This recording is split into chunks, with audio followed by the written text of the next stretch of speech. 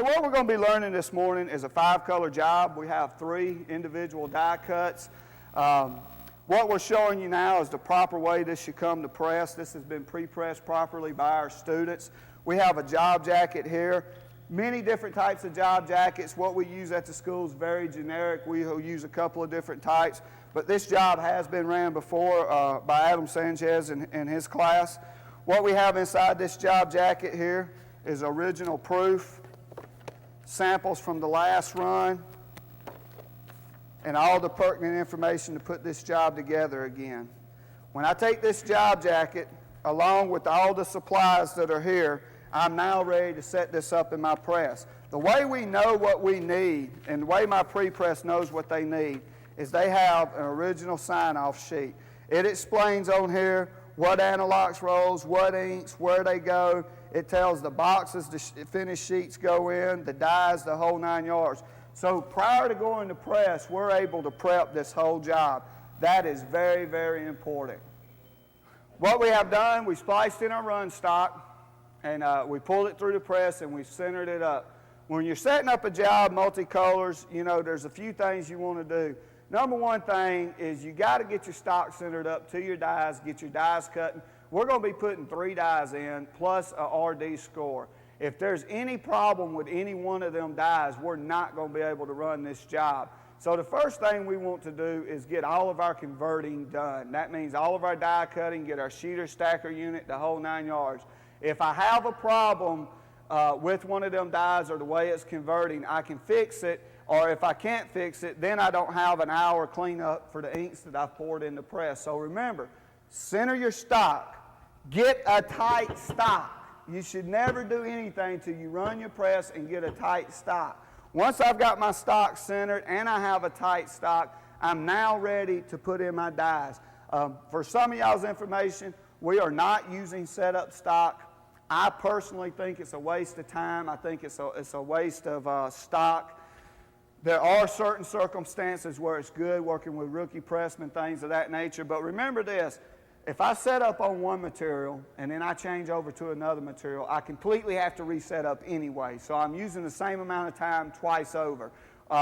Good pressmen generally don't have to use setup stock. I intend on us, this is 3 die cuts, sheeter station, RD score, 5 colors. Pretty routine job, and I anticipate a couple 100 feet of stock is more than enough to set this up and get running good product. Here again, it's going to depend on how we go about setting it up. We need to do it trouble-free as possible and have a good routine that's smooth and fluent that allows us to do things in a natural progression. So stand back a minute, and we're going to show you some of the things we do. Right now, we're preparing to put our dies in because our stock is centered up and tight.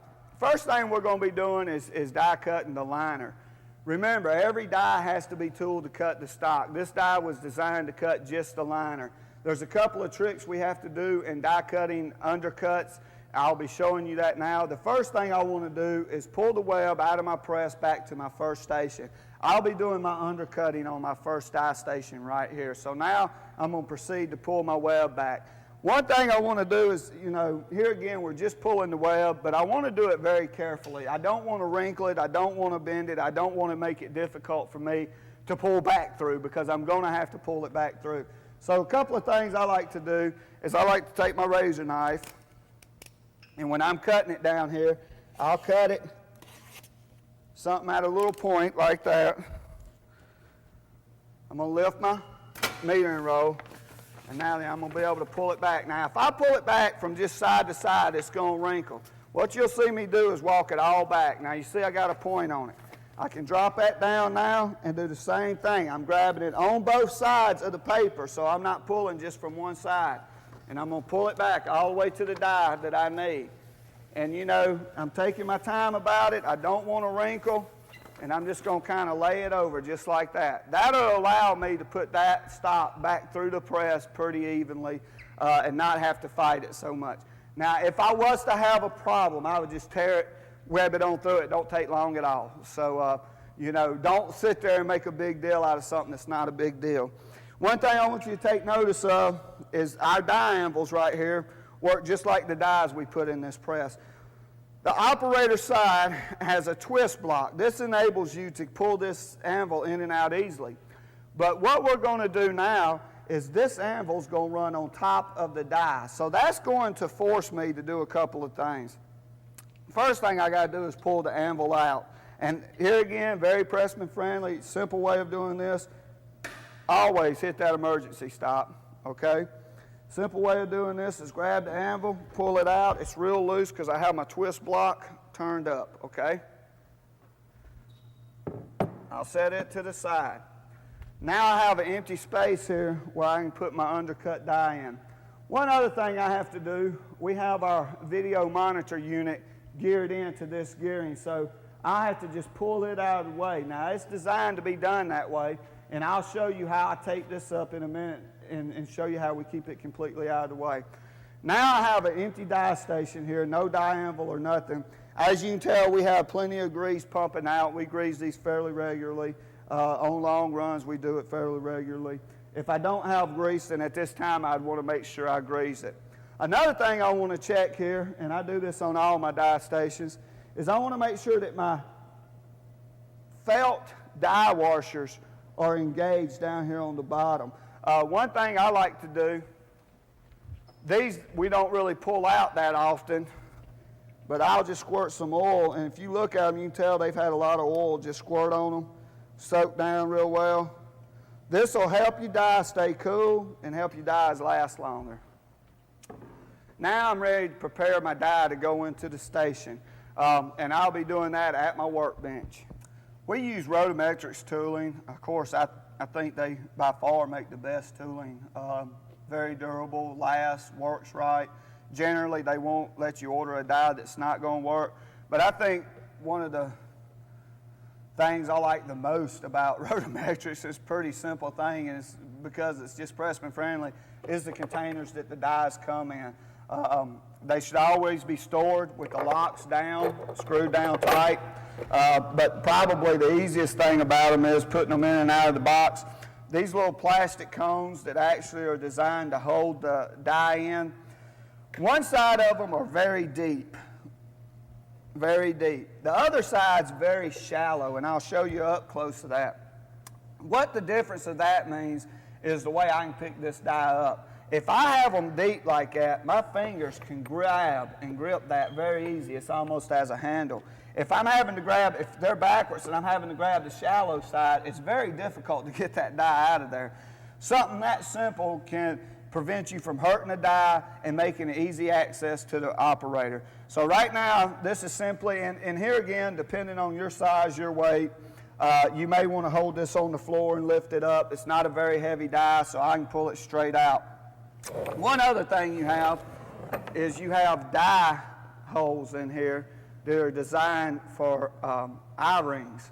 And you can put the eye-rings in there, and if you have a crane, which our press is a smaller press, so we don't really operate the crane that frequently, but many times you will. You'll hook your eyelets in there. Of course, this will be beside the press. Run your chain through it and crane it straight out. Very simple process to do. Right now, what I'm going to do is I'm going to grab it with my fingers. I want to make sure I don't have oil and let it slip or anything. But as you'll see, when I grab it, it'll slide straight out and slide over here. If I have to grab it with these, then it can slip. And when I'm coming out of the box, if it bangs or touches any of that, it's going to dull the die. It's going to tear the die up. These dies are durable, but they're not kryptonite or something. They do tear up very easily. Another key thing to keep in mind is make sure your dies are clean when you start out. You want to make sure there's no buildup, nothing in the gears. And it happens, stock runs into gears, run under the bearers, things of this nature. Real quick, look over your die and make sure it's okay. When you put your dies up, if you look over them and clean them, it makes it a lot easier than when you pull them out.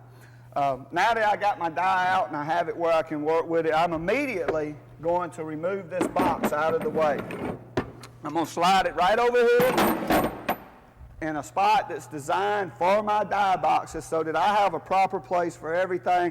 It's completely out of my way and I have a free workspace here.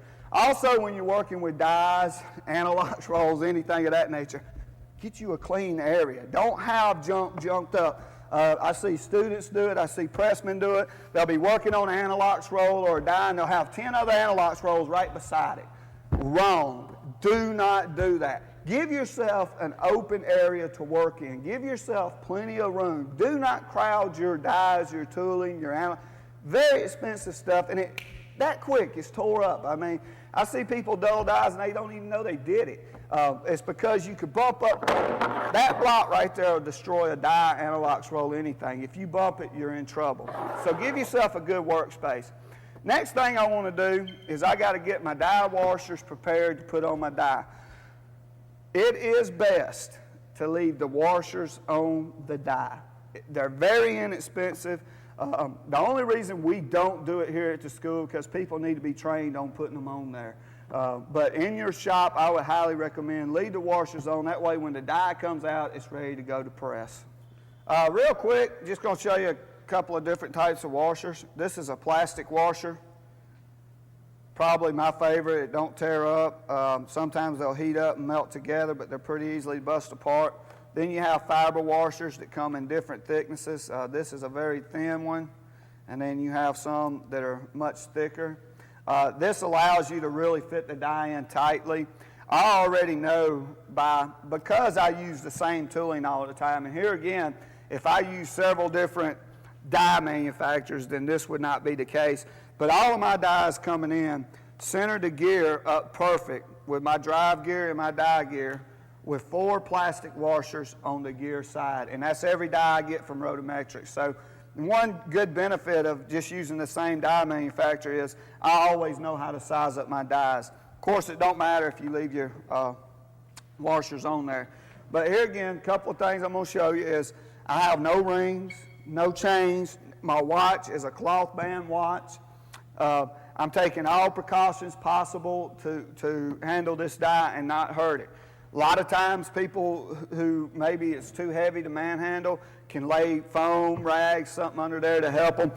Me personally, I basically will take one hand, slide it up under the die, get it my weight equal so that the die don't fall one way or the other, and then I'll just remove this end collar like so.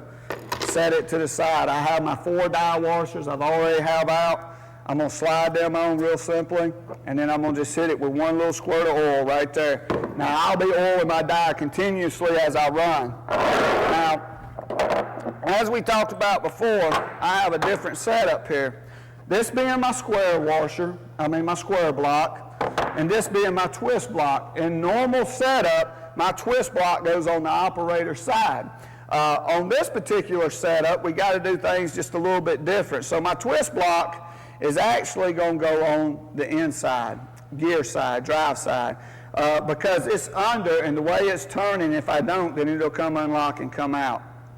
Now what I'm going to do is I'm going to turn my die around so that I can handle the other side. Usually I can put my die in and not have to worry about it because I can measure up and put my twist blocks on later. But because this die is inverted a little bit different, it's going on the undercut, I have to go ahead and kind of guess at what my washers are going to be on this side and see if we can get it to fit. At least get it close the first time.